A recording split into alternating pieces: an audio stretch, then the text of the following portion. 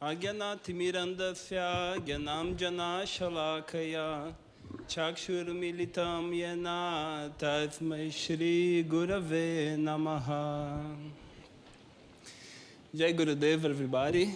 So, good night and welcome everybody to the fourth day of Navaratri, Kushmanda Devi Day. So, reading Divya Prabandham, Periyal Tirumoli.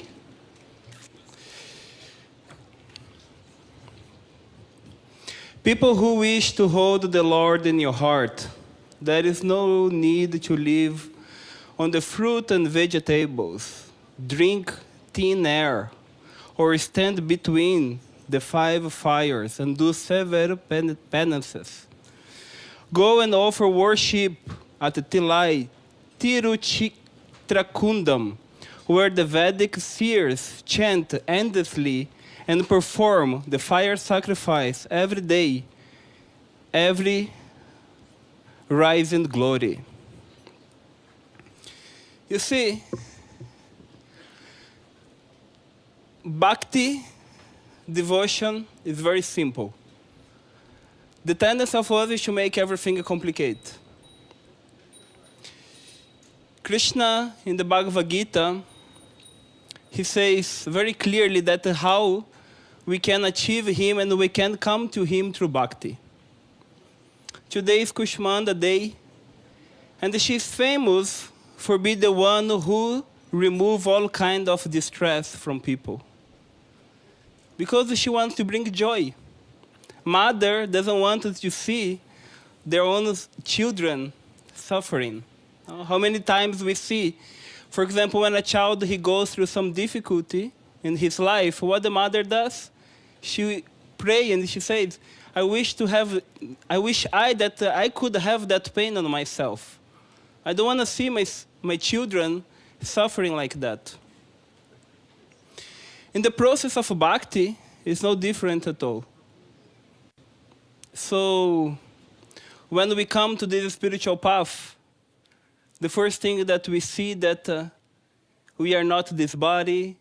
Everything here in this material world is a very temporary. The time, the life has a time, everything has a time. We should not be running behind things. And then suddenly we have the chance to meet the Sadguru. The Sadguru, he comes and he establishes in our heart a relationship with Krishna, with Narayana, with Devi. He teaches us how to chant, how to perform our sadhana, how to be detached. Very simple. Why? Because at the end of the life, we have to have this encounter with the death. And before the death, the disease. Oof, that's a hard thing. When we say, yes, you will die, and you also can have a disease, it's a quite painful thing. But in the life of a devotee, it has no sense. Because the devotee, he understands that in his life, his relationship with Guru is beyond all this kind of feelings, emotions. And he knows that, okay, I will not waste my time here. We have, for example, in the Bhagavatam, tell the story of Bhishma Deva, also Mahabharata. When we see the prayers of Bhishma Deva at the end of his life, how he's having this relationship with Narayana, with Krishna, when he chants the Vishnu Sahasranama, we see that final moment of his life. And what he's teaching us how to die gloriously. Very simple. He's teaching us how to die.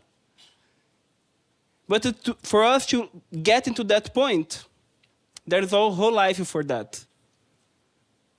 Anta kale chamam evam smaran mukta kale varam. Krishna, he says in the Bhagavad Gita, if you practice smarana, if you practice this remembrance, and keep remembering the Lord, and keep thinking about the Lord, what will happen? at the moment of your death, the thought that you have at that moment is the thought that will make you to achieve. That thought. When Parikshit Maharaj, he comes and he assembles with Shukadeva Goswami, what is the first question that he asks? He says, when the person is finding the time of death, what should we do? What should we do? And the Sukadeva Goswami, he gives the example of the king, Kucha. His name was Kucha. And he says, look at the example of King Kucha. He was for entire his life doing so many things, but when the death moment came, what did he did? 3 things. Shravana, Kirtana, and Smarana. He was listening about the glories of Krishna, he was chanting the glories of Krishna, and he was remembering Krishna. That's all what he was doing. So if we are in the spiritual path, and we have a day that the Divine Mother is coming to make us, to teach us how to live the life with joy, why it's so necessary? Why we have to go through all these kind of experiences in life? Sometimes people, they come in the spiritual path, they say, yes, I have a Sadguru, I have my spiritual practice, I have my japa, I have my sadhana every day, but still I will have to face my death. What should I do? The point is not how it comes to you, but it's how you go through that situation. Krishna, he makes our path very easy once that we hold his feet. I remember once, I was kind of like complaining to Guruji for a few emotions, feelings that have not been answered. And Guruji, he said to me, look, you don't need much. Just hold to my feet, and I will protect you. I will guide you. But just hold and trust. But the mind is still, no, but I can't do by my own. And Guruji, he says, no, you just need to trust. So in the spiritual path, we have like so many experiences of saints, living saints, who had give their life as their own experiences, and all what we need is to go deep into that experiences and look and see. Krishna, Gurudeva, please, let me take someone as my personal experience. Let me take the life of this devotee as my personal experience, so that personal experience can make me to achieve you, to reach you, and then go to Vaikuntha. Because Guruji, often he's saying, I'm here to give you Vaikuntha. I'm here to give you that feeling that will not make you stress anymore. That feeling that will not make you to be suffering anymore. Because if for us it's a suffering to be here, for the good is also quite painful for him to see us in such a situation.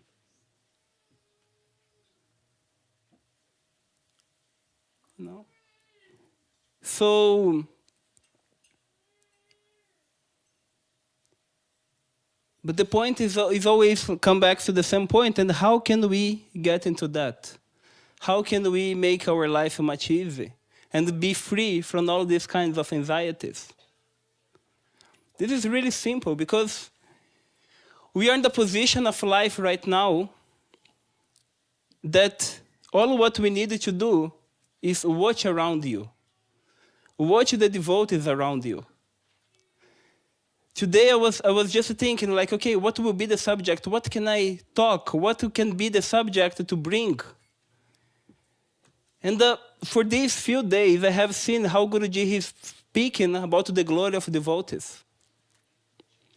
And we see how the devotees of the Lord, they are so touching to Guruji.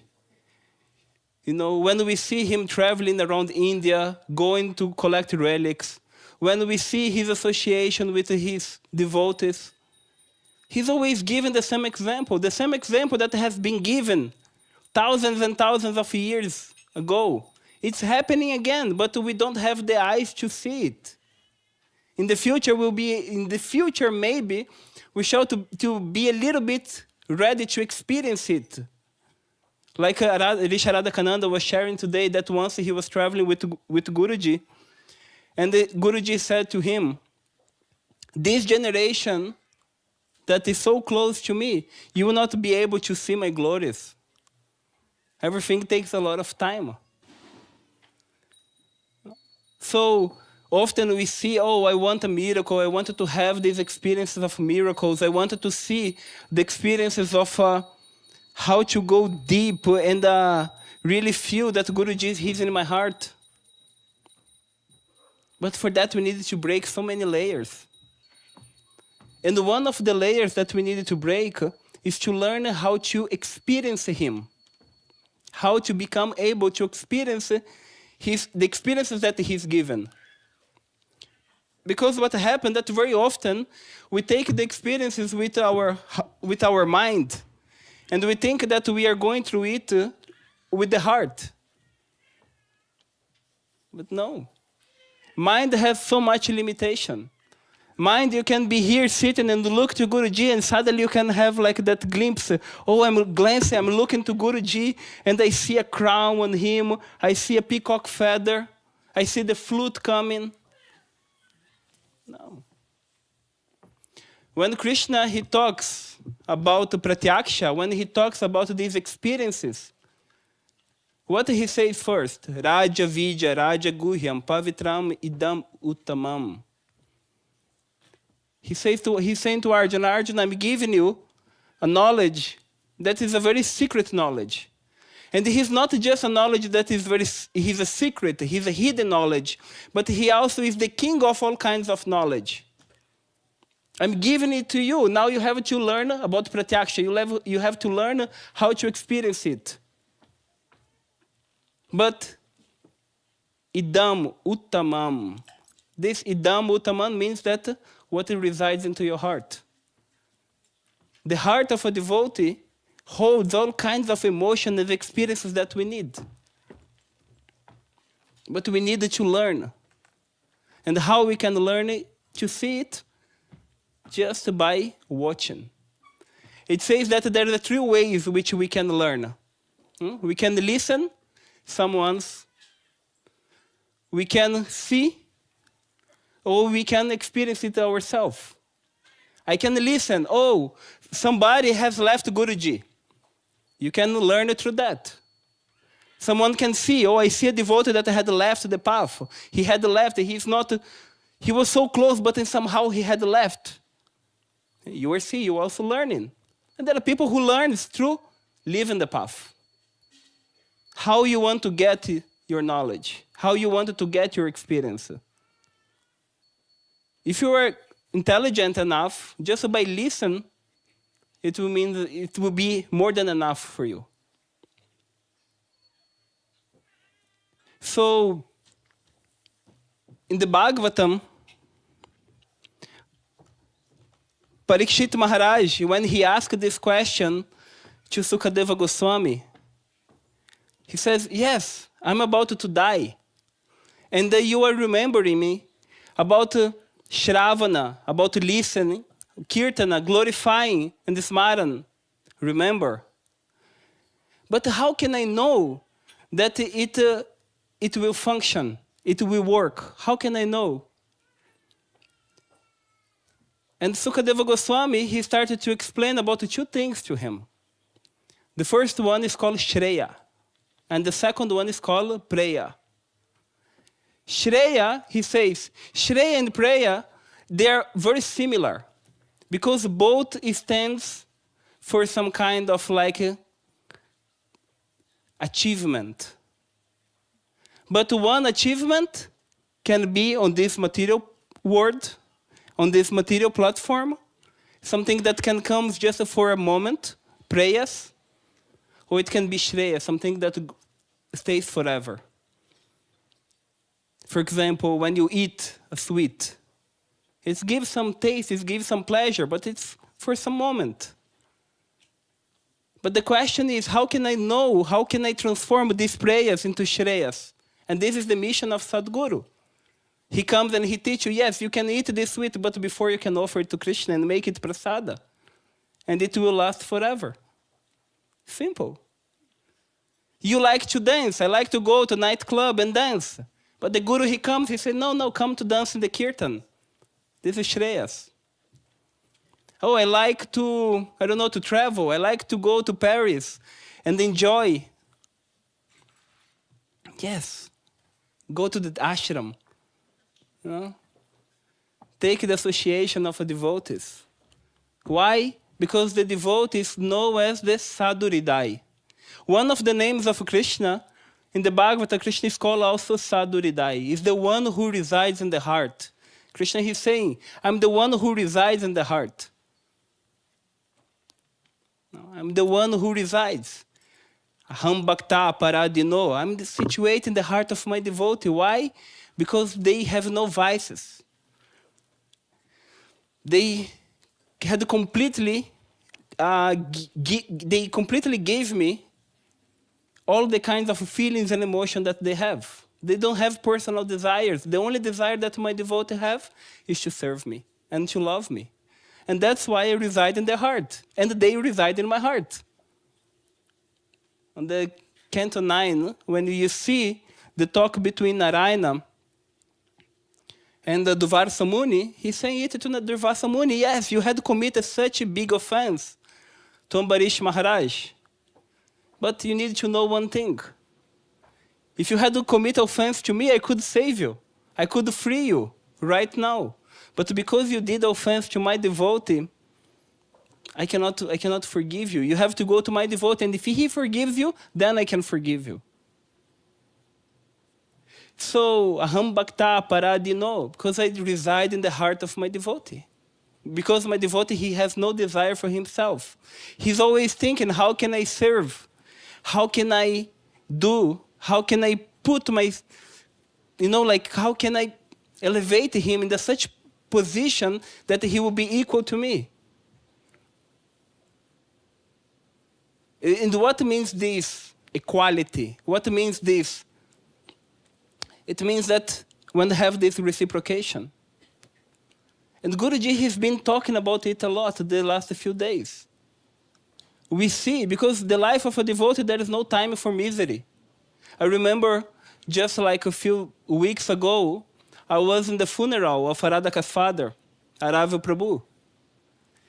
And I went to his funeral, and on the way, I was just like meditating. I will see the family, they will all be sad, crying, with that feelings. And maybe I will have to speak something, I will have to share something. And I was just like meditating. And when I come to the place, how I see? I see Aradhaka's father with a beautiful tilaka, with a nice garland of flowers. The devotees reading the Bhagavad Gita. And instead of coming to the funeral, I was coming for like a house program, a Namahata, a place where the people were glorifying Krishna. And there was not such mood. It was not that mood. And I saw like how Guruji, how Krishna is incredible. They will not give you time for suffering. Because in the life of a devotee, there is no suffering, there is no misery. The misery stays in the mind, but it cannot go outside. You can make your mind can make you like really miserable. There's one sloka which I like very much from Bhagavatam, which exactly says it. Nayam janome sukha dukkha hetur. When this king, forgot his name, he comes to his guru and he says, Gurudeva, I have never done anything wrong in my life. For all my life, I have been performing good things. But now I see that all my life is collapsing. Nayam janome sukha dukkha hetur. His guru, he said to him, look, these people, they are not the cause of your sukha and dukkha. They are not the cause of your stress, distress, and happiness. Don't put yourself as that you need something external. Na devadatma graha karma kala. Not the demigods is the reason of your suffering. Not your graha, your bad horoscope is the cause of your suffering. Not your karma is the cause of your suffering. Not your kala, the time, is not the cause of your suffering.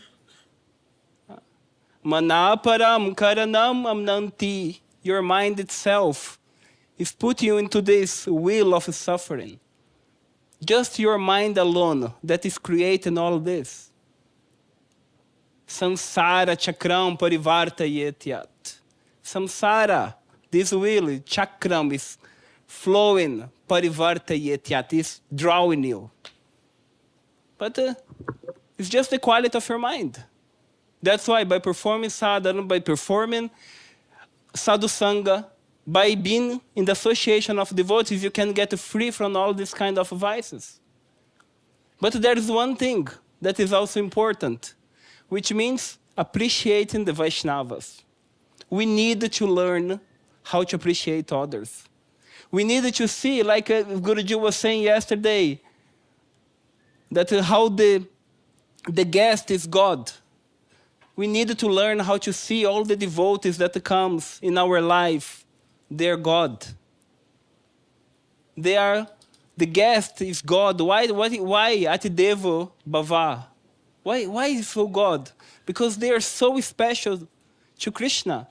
Because they have come in the house of Devi. They have come in the house of Ma. He here is called Shri Pitta Nilaya. Here is called Nilaya. Nilaya means abode. So here's abode of the Divine Mother. If someone is coming here, it means that this person is very dear to her. Because only with her allowance, someone can come. He's not Dukkalaya, a place of suffering. No, here's a Shri Pitta Nilaya, which means the place of Divine Mother. And she's invited because as I was saying, the devotee, they hold this feeling, these emotions that the devotees, they always have this feeling with Krishna. Krishna, I'm always looking for you. Krishna is looking and says, my devotee, I'm always looking for you. And they always have this beautiful reciprocation. I remember once, I was in India with Guruji, and I was in one ashram, and we were like having all day in that ashram, going, spending time. And Guruji, he looked at me and he asked, do you know where's the local acharya here? And I said, yeah, he's sure to be around, but I don't know how to find him. But if you want, Guruji, I can look for him. I can go and look and try to find him. And Guruji, he said to me, no, it's okay. We have to go. People are waiting for us. And by the way, even if he speaks something, maybe I will not understand. Because this guru, he had like a stroke, and because he had a stroke, he cannot communicate. And by my bad fortune, I made a joke at that moment. What was my joke? I copied the way that he speaks. And then Parantapal was sitting in front and he looked at me and he said, be careful because you can be the next. The same can happen to you. And Guruji at that moment, he went and he pressed my hand, like very strong. And he closed his eyes and he started to chant a mantra. And as soon as he let us go, he looked at me, he said, it will not happen to you, but never repeat this joke. Because sometimes in the spiritual path, we have this proud, look, I'm next to Paramahansa Vishwananda. He's an avatar. He's the personality. It means that I'm very special. The arrogance can come, and I can make jokes with other Vaishnavas. But Guruji, at that moment, he gave a very simple lesson to me. Appreciate everyone. Never judge, never criticize, never find fault. Simple lesson. He pitched on me, he squeezed, he chants a mantra just to remove that bad action which I have done. Simple. So we see in this verse of Divya Prabandham that how Tirumoli Alvar, he's rejecting all kind of austerity. He's reminding here, you don't need to you to be able to experience Krishna, to you to be able to experience the divine love. You don't need to go through so many kinds of feelings, emotions, and austerities and severe penances. You just need to go to Govindapuram, where they are all day chanting and enjoy the kirtan. And the same way, you don't need to do so much tapasya, to do so much austerity. You just need to come to the feet of Guruji, hold his feet strong, because he can guide you back to Vaikuntha. I remember once I asked this question to Guruji. I asked this question, Guruji, how can I was talking actually about was Satsanga in Mauritius, and I was watching one devotee, and this devotee had like a lot of like sadhana, and he always was doing so much sadhana, so much sadhana, so much sadhana, and sometimes he was even sleeping during his sadhana. And I wanted to ask Guruji. I said, Guruji, I have a question. How can I know that my sadhana is not turning to prayasa? I don't know if someone remembers this question in Mauritius. Prayasa means something that has become like very high, very difficult to achieve. You started to do some practice which is very difficult. Like I will stop to eat. I will do the several penances. I will do so much austerity. I will do something that is very difficult. And Guruji, he said, yes, I like very much this question. How can I know that my sadhana is not turning to prayasa?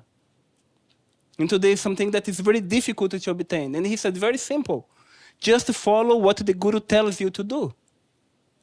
When you follow what the Guru is telling you to do, it means what? You are understanding him. And you are into this deep connection. In this beautiful kind of relationship with him. The relationship is eternal. The life and the experience of the devotees are eternal. Learn how to see and appreciate it with all your heart. Thank you very much, Jai Gurudev.